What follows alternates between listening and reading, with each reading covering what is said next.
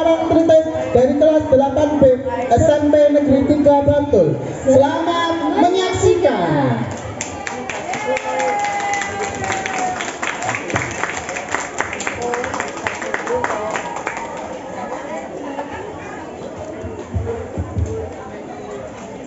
Assalamualaikum warahmatullahi wabarakatuh.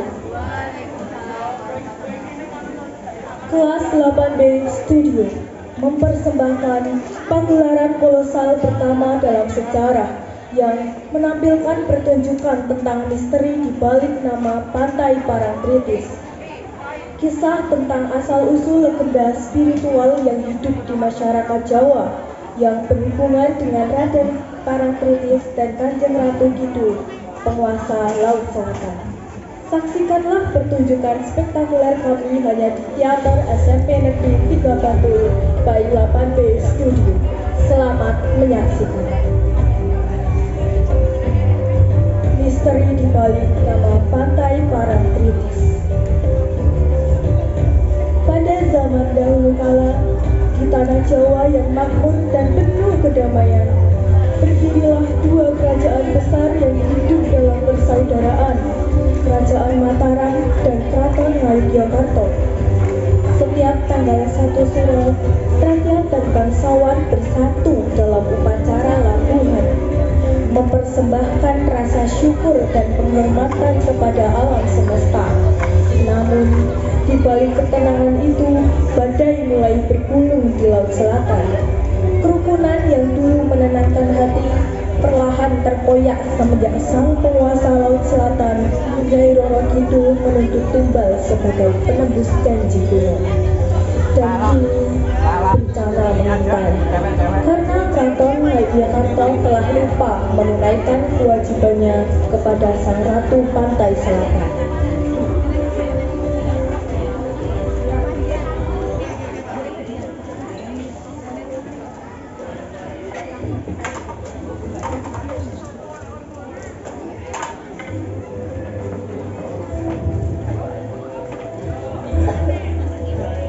Derap langkah kuda terdengar menggema, disusul gemuruh suara rombongan dari keraton yang tengah menuju Mataram.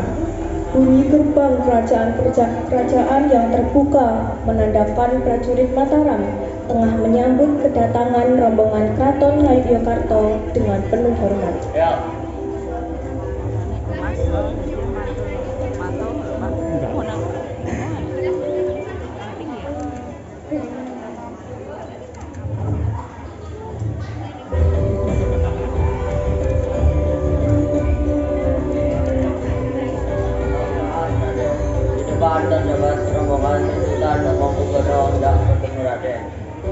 Ada gerangan apa?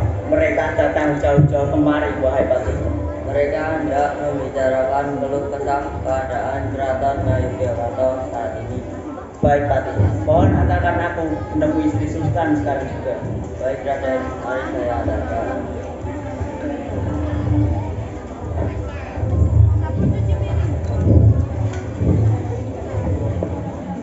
Derap langkah kaki menggema lembut.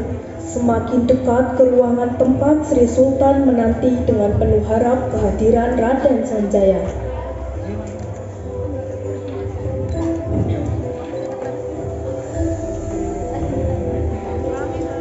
Apakah gerangan yang membuat Sri Sultan Keraton Ngayogyakarta berkenan datang ke Kerajaan Mataram? Tampaknya ada hal yang sangat mengganggu di pikiran Baginda hingga rela susah payah datang kemari.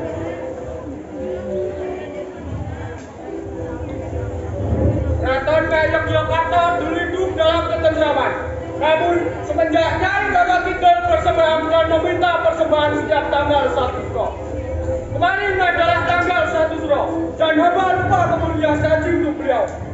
Hamba khawatir jangan-jangan Nyai murka dan menampakkan amarahnya.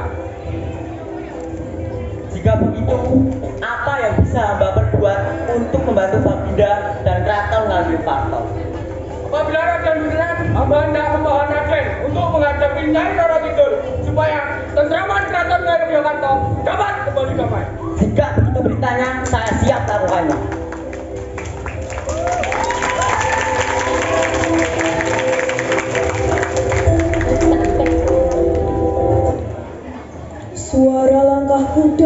berpadu dengan hembusan angin laut yang kencang, menandakan Raden Sanjaya telah sampai di pesisir.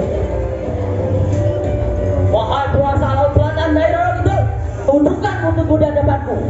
Jika benar kau merasa, bangkitlah dari sanjunganmu dan tunjukkan kekuatanmu padamu. Apa serangan yang membawamu menjejak tanah kekuasaanku, Raden Sanjaya? Aku tak manggilmu dan tiada urusan dengan kita. Datangkanku kemari untuk menegurmu. Jangan sesekali kau mengganggu kenyamanan dan ketentraman Raton Ngayogyakarta lagi. Pasukan, serang!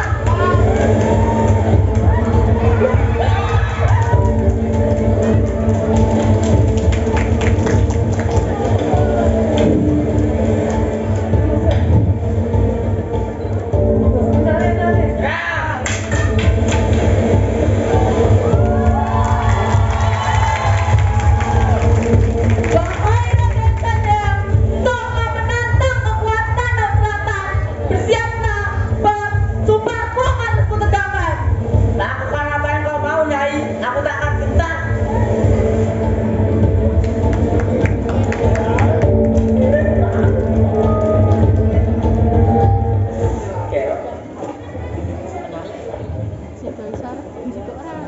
Pertempuran dahsyat antara Raden Sanjaya dan Nyai Roro Kidul akhirnya berakhir.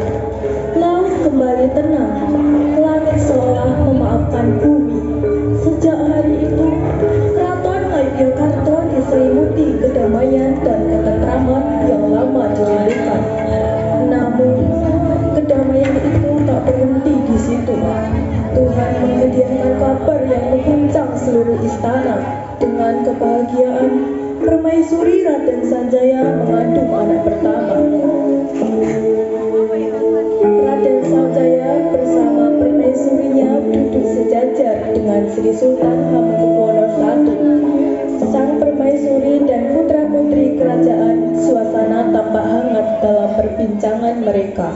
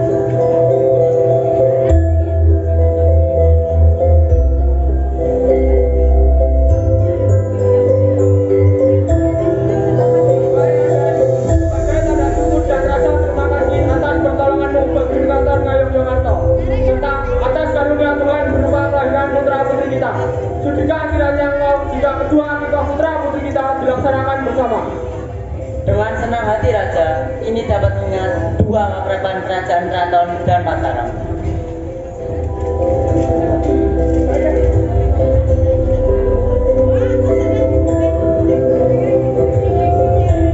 Terdengar riuh tawa anak kecil memenuhi halaman istana, menambah suasana damai. Parang dan kritis tampak bercengkrama riang bermain dengan penuh kasih. Waktu berjalan dan kedekatan mereka menjelma menjadi cinta yang mendalam. Setiap pertemuan membawa tawa dan kebahagiaan. Setelah 5 tahun, keduanya sepakat untuk mengikat janji bersama. Pangeran, kau tidak akan meninggalkanku, bukan? Tentu aku akan selalu setia. Jadi aku tak akan meninggalkanmu. Janji dengan keutuhan hati ini.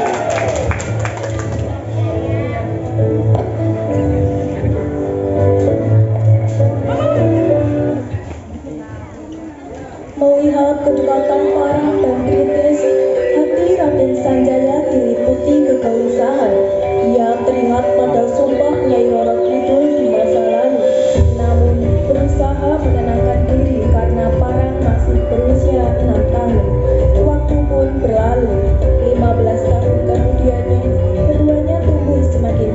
hingga tak terpisahkan. Kekhawatiran Raden Sanjaya kian besar, terutama saat Nyai Roro Kidul muncul kembali di kerajaan Mataram, seolah menagih sumpah yang pernah diucapkan. Apakah kau lupa dengan sumpah dan janjimu, Sanjaya? Tidak, aku tak pernah berjanji denganmu. Jangan kau pura-pura lupa, seolah janji itu tak berada. Maksudmu tentang semua itu? Aku tegaskan lagi ya, Nyai. Itu bukan janji. Baiklah, tetapi ingat, sumpahku akan aku tegakkan. Ingat, Raden Sanjaya.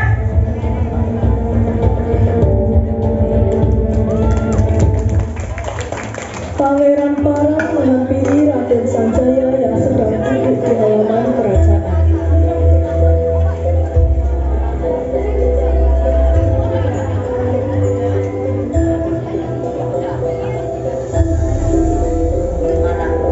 Bukannya yang ada bermaksud menentang ingat untuk mempersempit istana.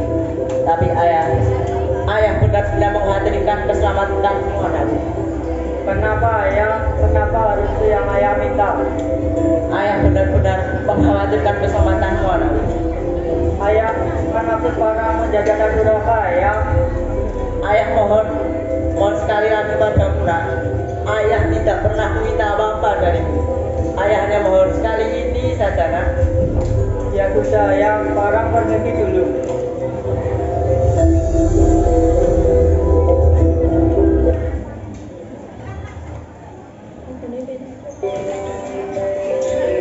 Meskipun ayahandanya melarang, Pangeran Parang tak kuasa melupakan Putri Tritis. Rasa cinta membuat mereka tetap saling terikat. Suatu ketika, Pangeran Parang tak datang menemui ayahnya untuk menyampaikan niatnya melamar Putri Tritis.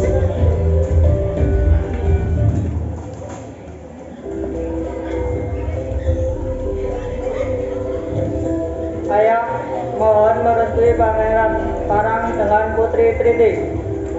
Jika benar kau ingin menikahi Putri Tritis, ayah menyetujui nak. Ayah bersetuju. Terima kasih ayah, terima kasih.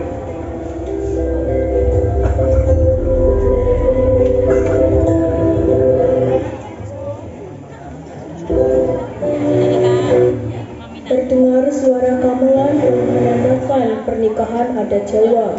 Pangeran Parang dan Putri Tritis menikah. Waktu berlalu tak lama, Pangeran Parang meminang sang pujaan hati Putri Tritis. Usai turunan menjadi tanda ikatan dua keluarga.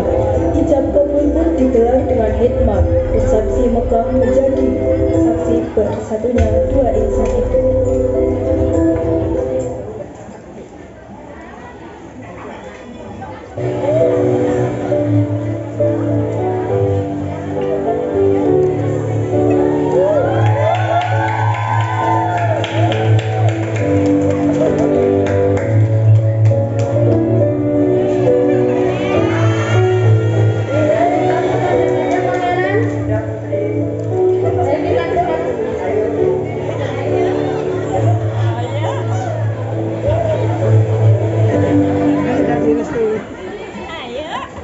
Usai pernikahan, Pangeran Parang dan Putri Tritis berangkat menikmati masa berdua tanpa sepengetahuan siapapun. Tempat pertama yang mereka tuju adalah pantai selatan, tempat kenangan mereka bersemi. Di sana, keduanya larut dalam kebersamaan yang penuh kasih.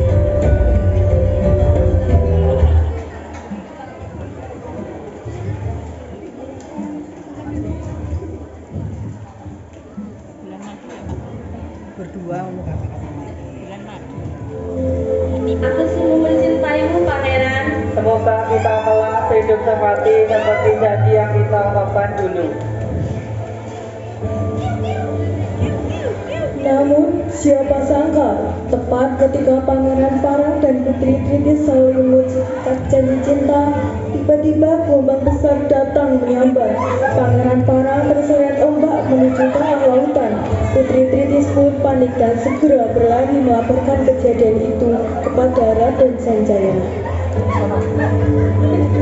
Tolong! Tolong!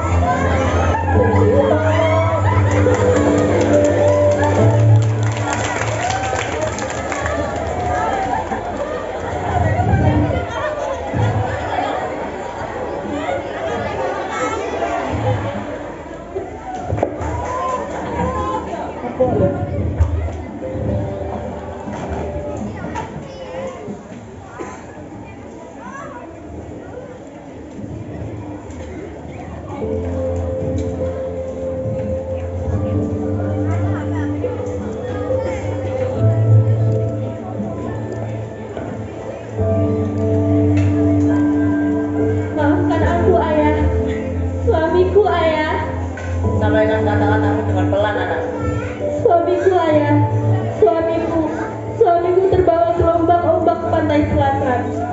Celakalah, sumpah itu sudah terlaksanakan. Maksud ayah apa? Dulu ayah pernah melawan Nyai Roro Kidul untuk membela warga. Pada pertarungan itu, Nyai Roro Kidul tak tinggal diam dan dia bersumpah jika keturunan anak ayah laki-laki, ayah akan menikahi Nyai Roro Kidul. Dan jika keturunan anak ayah perempuan, ayah akan menikahi anak dari Nyai Roro Kidul. Dan jika tidak ada satupun, ayah akan terbawa ombak pantai milik Nyai Roro Kidul. Jadi semua ini salahku, ayah. Di hal ini tidak ada yang salah, kan? Semua sudah diatur oleh Sang Pencipta.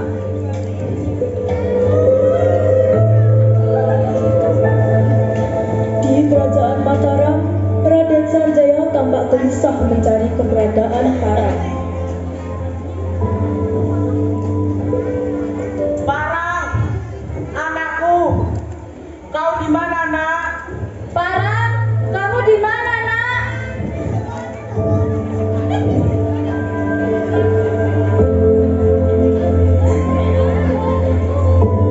Di tepi pantai selatan, Putri Tritis berlari tanpa arah. Air matanya bercucuran, rambutnya berantakan, sambil terus memanggil nama Pangeran Parang yang tak kunjung ditemukan. Parang!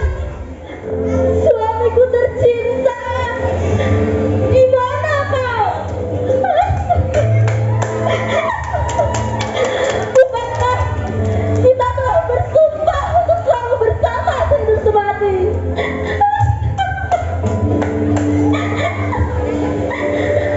Tunggulah aku, wahai kekasih hatiku.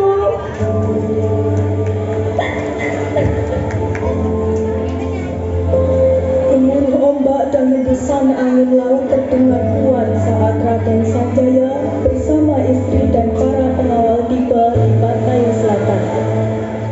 Saat Raden Sanjaya, Permaisuri, dan para pengawal tiba di selatan, hanya kesunyian yang menyambut mereka. Angin berhembus kencang, debur ombak mengamuk, seolah menertawakan duka manusia. Bayangan Putri Tritis tak lagi tampak, hanya jejak kaki yang perlahan hilang tersapu air asin. Tritis, anakku, kau di mana, Nak? Jangan tinggalkan ayahmu. Tak lama, Sri Sultan Hamengkubuwono I bersama Permaisuri dan rombongannya tiba. Namun, semua sudah terlambat. Hanya debur gelombang yang menjawab kesedihan mereka. Dua kerajaan, dua keluarga besar, kini bersatu dalam duka yang tak terkering.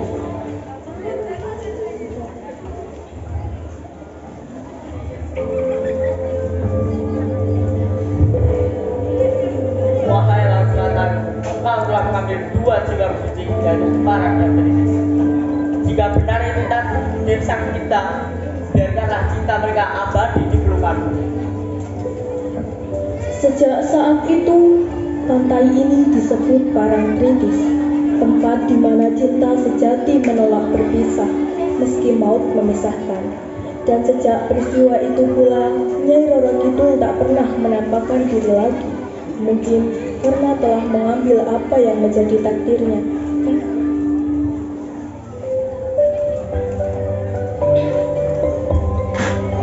Demikianlah kisah tentang misteri di balik nama Parang Tritis, tempat di mana ombak menyimpan doa dan angin menjaga sebuah legenda.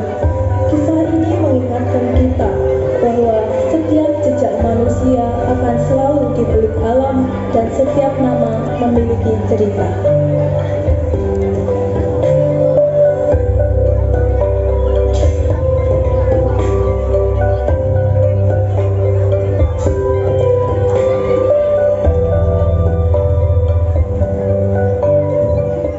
Selamat ulang tahun yang ke-40 untuk SMP Negeri 3 Mantul.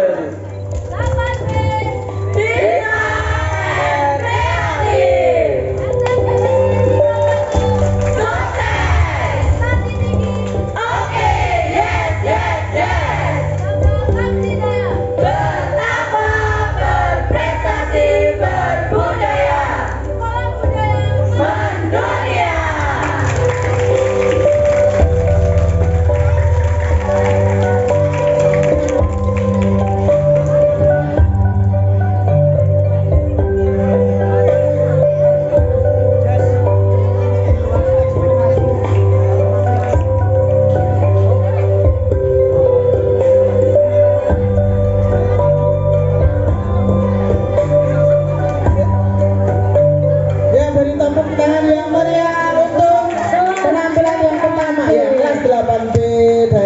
SMP Negeri 3 Bantul.